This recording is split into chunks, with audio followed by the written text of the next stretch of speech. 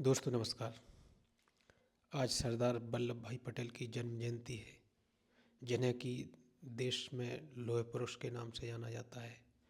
और आज ही के दिन 1875 में सरदार वल्लभ भाई का पटेल का जन्म हुआ था।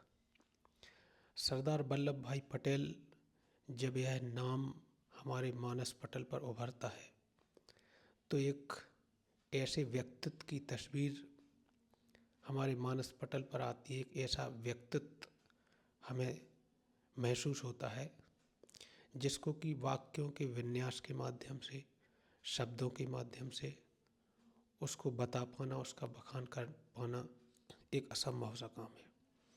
सरदार पटेल देश की आज़ादी के बाद इस देश के पहले गृह मंत्री थे। हालांकि सरदार पटेल की जो योग्यता थी, जो उनकी क्षमताएं थीं, उनको इस देश का प्रधानमंत्री होना चाहिए था। और उस समय जब प्रधानमंत्री पद को तय किया जा रहा था, उस समय सरदार पटेल का नाम ही उभर कर आया था। लेकिन यह नेहरू की जिद थी और उसके आगे हमारे देश के महात्मा मोहनदास करमचंद गांधी नतमस्तक हो गए और उन्होंने सरदार पटेल को अपना नाम वापस लेने की अपील की, उन पर दबाव बनाया नाम वापस लेने के लिए। सरदार पटेल ने अपनी सदाशयता को दिखाते हुए प्रधानमंत्री पद यानी उस समय के कांग्रेस के अध्यक्ष के पद से अपने को विड्रॉ कर लिया और उन्होंने देश का गृह मंत्री बनना स्वीकार किया। यह देश का दुर्भाग्य है कि सरदार पटेल बहुत ही अल्प समय के लिए आज़ादी के बाद जीवित रहे, लेकिन उस अपनी अल्प अवधि में भी उन्होंने जितने बड़े बड़े काम किए वह निश्चित रूप से बहुत बड़े बड़े काम थे, सराहनीय काम थे उनके। आज संयुक्त भारत की यह जो तस्वीर आपके सामने है, यह सरदार वल्लभ भाई पटेल की देन है। उनकी दृढ़ इच्छा शक्ति की बदौलत ही अनेक खंडों में बिखरी रियासतों के रूप में यह जो भारत था उसका एकीकरण करने का श्रेय सरदार पटेल को जाता है। लेकिन सरदार पटेल की मृत्यु के बाद चूँकि गांधी नेहरू परिवार का बिल्कुल पूर्ण रूपेण दबदबा था इस देश की सत्ता पर, कांग्रेस पर और देश पर, तो उन्होंने भरपूर उनकी लीगेसी को दबाने का प्रयास किया।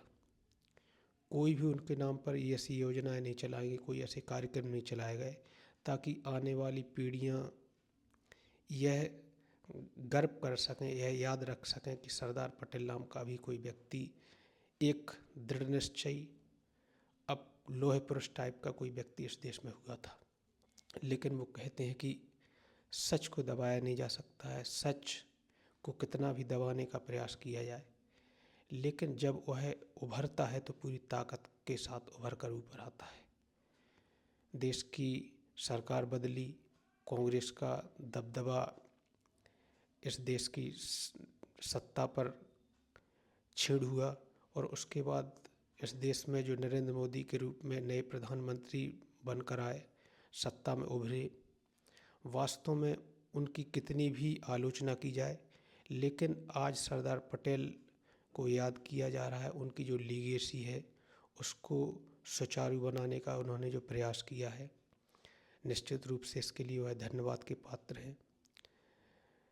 मैं इस वीडियो के माध्यम से इस देश के लौह पुरुष, इस देश के महान क्रांतिकारी, इस देश के एक ऐसे व्यक्तित्व जिनका एक बड़ा विजन था, भविष्योन्मुखी वो विजन रखते थे और त्याग और परिश्रम की जिनमें भावना थी, उन्होंने देश के लिए ऐसा कुछ किया जिसके लिए निश्चित रूप से उनके लिए उनकी जन्म जयंती पर आज नमन बनता है। हम सबको उनकी इस जन्म जयंती पर उनको याद करना चाहिए, उनको नमन करना चाहिए।